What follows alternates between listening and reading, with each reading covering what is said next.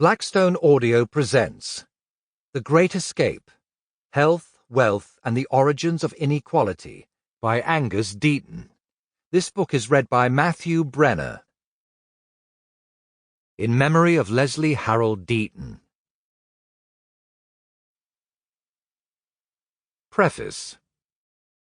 The Great Escape is a movie about men escaping from a prisoner of war camp in World War II. The Great Escape of this book is the story of mankind's escaping from deprivation and early death, of how people have managed to make their lives better and led the way for others to follow. One of those lives was my father's. Leslie Harold Deaton was born in 1918 in a tough coal mining village called Thurcroft in the South Yorkshire coalfield. His grandparents, Alice and Thomas, had given up agricultural labour in the hope of doing better in the new mine. Their eldest son, my grandfather Harold, fought in World War I, returned to the pit, and eventually became a supervisor. For my father, it was difficult to become educated in Thurcroft between the wars, because only a few children were allowed to go to high school. Leslie took odd jobs at the pit.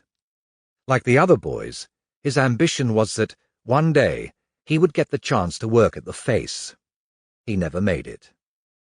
He was drafted into the army in 1939 and sent to France as part of the ill-fated British Expeditionary Force.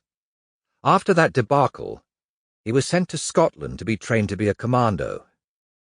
There he met my mother and was fortunate enough to be invalided out of the army with tuberculosis and sent to a sanitarium.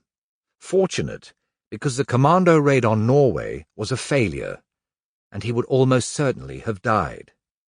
He was demobilized in 1942 and married my mother, Lily Wood, the daughter of a carpenter, in the town of Galashiels in the south of Scotland.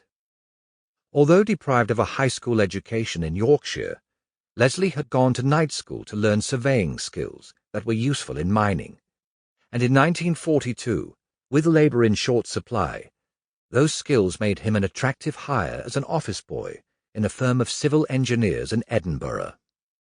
He determined to become a civil engineer himself, and starting from a base of almost nothing, he put in a decade of hard work and finally qualified.